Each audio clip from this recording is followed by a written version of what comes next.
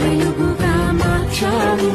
సర్వస్వము నా కోసము శిలువపై ధార పోసావు. నీ సిలువే నా శరణం, నీ రక్తమే